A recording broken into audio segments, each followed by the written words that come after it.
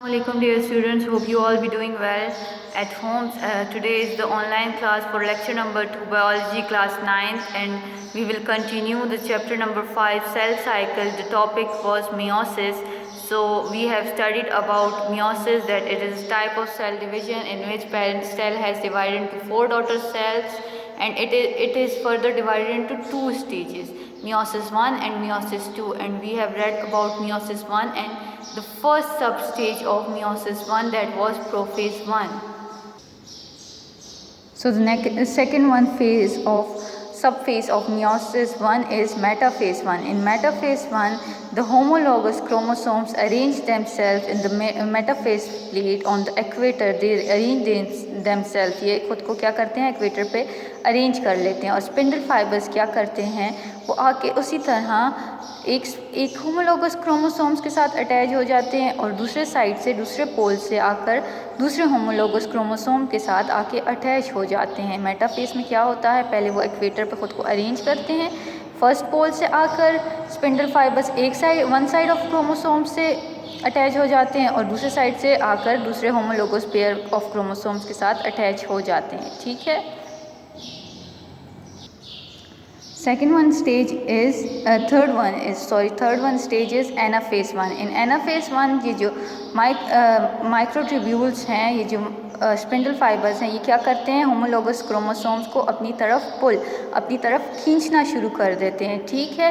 लेकिन माइटोसिस में क्या हुआ था कि होमोलोगस क्रोमोसोम्स को जब उन्होंने खुद की तरफ पुल किया था तो होमोलोगस क्रोमोसोम सेपरेट हो गए थे. लेकिन इन एनाफेज 1 ऑफ मियोसिस ये होमोलोगस क्रोमोसोम्स जो हैं एक दूसरे से अलग नहीं होते. इस तरह क्या होता है कि haploid single set of chromosomes जो है वो हर साइड पे, each side of the pole जाता है हैप्लॉइड सेट. ठीक है.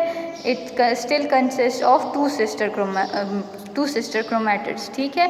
होमोलोगस पेयर होता है जिसके 2 सिस्टर क्रोमैटिड्स होते हैं. ठीक है. Last one stage is telophase 1. ठीक है. टीलोफेज में क्या होता है कि जो रिस्पेक्टिव पोल्स पे क्रोमोसोम्स के पेयर हैं वो पहुंच जाते हैं और nuclear membrane also reappears. Nuclear membrane दोबारा आने लगती है और न्यूक्लियाई भी दोबारा अपेयर होने लगता है.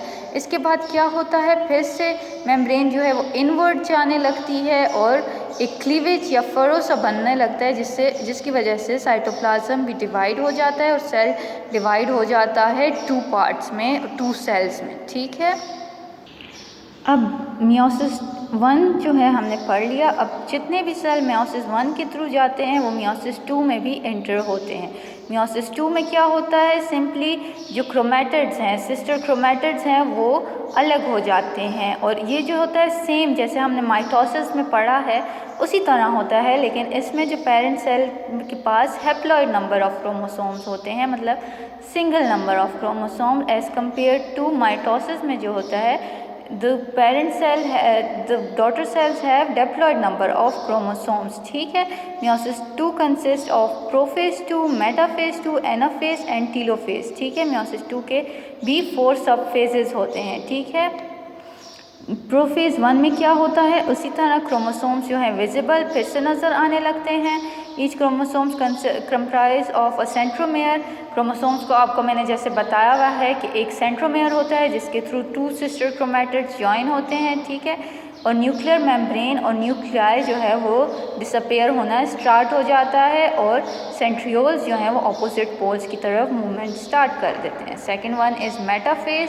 Chromosome attach with the spindle fibres. Metaphase में क्या होता है कि जो क्रोमोसोम के साथ स्पिंडल फाइबर्स एक पोल से भी और दूसरे पोल से भी स्पिंडल फाइबर्स आके अटैच कर लेते हैं और वो इक्वेटोरियल प्लेटर, मतलब इक्वेटर पे ख़ुद को अरेंज कर लेते हैं. मेटाफेज प्लेट कह लें या equator, half of the circle जो होता है उस पर ख़ुद को अरेंज कर लेते हैं. इन एनाफेज द सेंट्रोमेयर जो होता है, वो जो सेंट्रोमेयर जिसके थ्रू 2 सिस्टर क्रोमैटिड्स एक दूसरे से जॉइन है वो डिवाइड करना शुरू हो जाते हैं, वो ऑपोजिट पोल्स की तरफ मूवमेंट स्टार्ट कर लेते हैं. ठीक है. इन टीलोफेज में क्या होता है, टीलोफेज 2 में क्या होता है कि उसी तरह जो सिस्टर क्रोमैटिड्स हैं ऑफ ईच क्रोमोसोम आपस में अलग हो जाते हैं और ऑपोजिट पोल्स की तरफ पहुंच जाते हैं और फिर से जो न्यूक्लियाई है वो अपेयर होने लगता है और न्यूक्लियर एनवेलप जो है वो भी या न्यूक्लियर मेम्ब्रेन कह लें, वो भी दोबारा से अपीयर होने लगती है। इसके बाद क्या होता है, साइटोप्लाज्म डिवाइड्स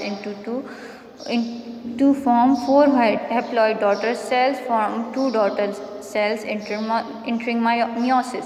सो जो 2 सेल्स मियोसिस में इंटर हुए थे उसको फर्दर उनकी कितने सेल्स में डिवीजन हुई है, 2 सेल्स में, ठीक है, साइटोप्लाज्म। उसी तरह इनवर्ट सेल मेम्ब्रेन जो है वो चली गई और उसके बाद वो क्लीवेज या फरो सा बन गया, जिसकी वजह से सेल जो है वो 2 में डिवाइड हो गया। सो जो मियोसिस 1 के रिजल्ट में 2 सेल्स हुए थे वो फर्दर 2 सेल्स में डिवाइड हुए हैं और कितने 4 हैप्लॉइड सेल्स मियोसिस के रिजल्ट में बने हैं, which contains haploid number of chromosomes. ठीक